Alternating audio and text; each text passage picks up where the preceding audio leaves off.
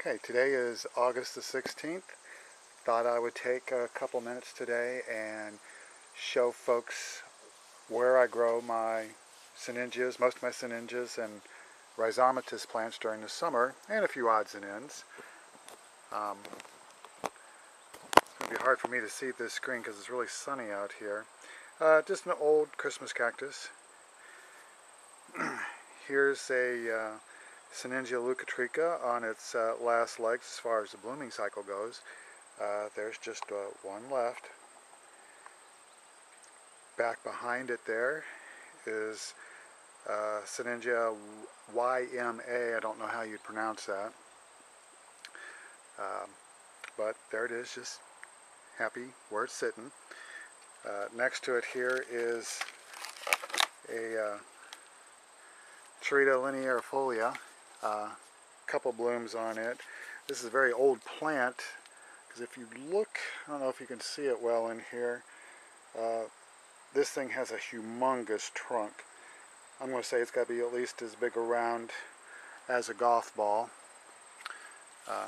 Took this to the show, our club show this past spring, and sadly it was said to be of no ornamental value, but oh well.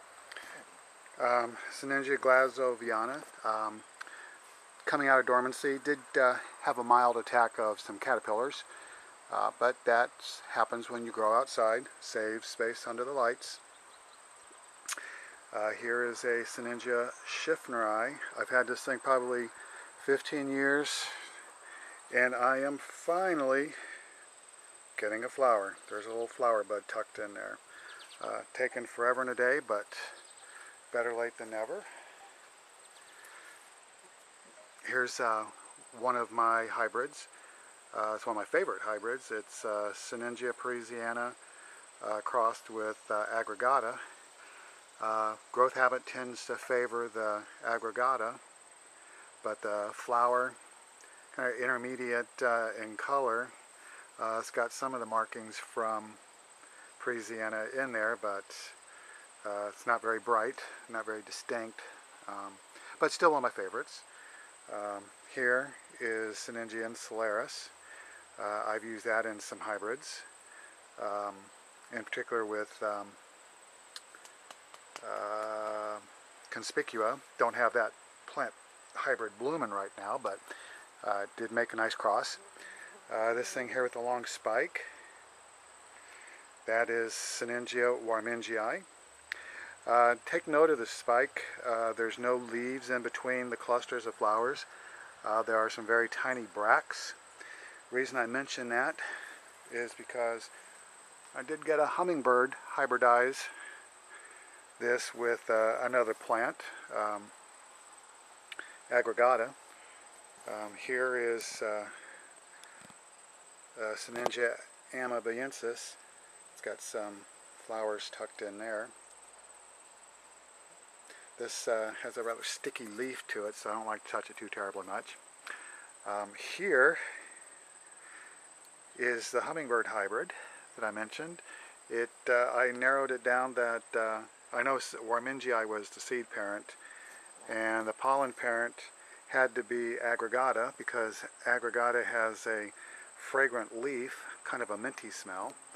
Warmingii does not, and this plant has the flower spike like warmingii, but has leaves that get progressively smaller up the flower spike, unlike the bracts on warmingii.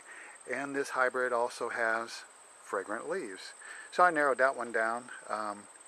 Turns out I got 8 of these things floating around. I did a terrible job with my tubers keeping them labeled. But I'm growing them all out, and as they bloom, I'm labeling them so I know exactly what they are. By the way, this is just some 1x10s that I cut 5-inch circles in to drop pots in so they don't blow over. Set them up on some cement blocks. Just what I did. Here is a yellow aggregata. It's carrying some seed pods right now. I crossed this one with Sinningia parisiana, hoping to get flower with parisiana markings a little bit more distinct. Here is one of my hybrids. It's Sinningia retzii by conspicua. Slight fragrance. Interesting little plant. I'm happy with it. Next to it is another Sinningias aggregata that the hummingbirds did. Next to that, kind of tucked in here, is just coming into bloom Sinningia guttata. Tried pollinating that onto some of my speciosas just for the heck of it. Down below is another tuber of plant of Sinningias. This is one of my Sinningia hybrids, crossed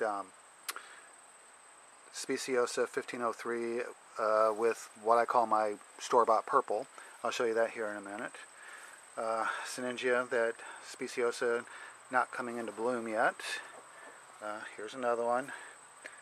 Labeled it as my pale blue slipper. And there's another one in there just coming back. Some of these had a late start, coming back from tubers this year. Ugh. Here's another example of my Sinningia aggregata times Parisiana. Next to it is another, it's a sibling to the retzii conspicua cross I showed with the redder flowers. This one has pinker one.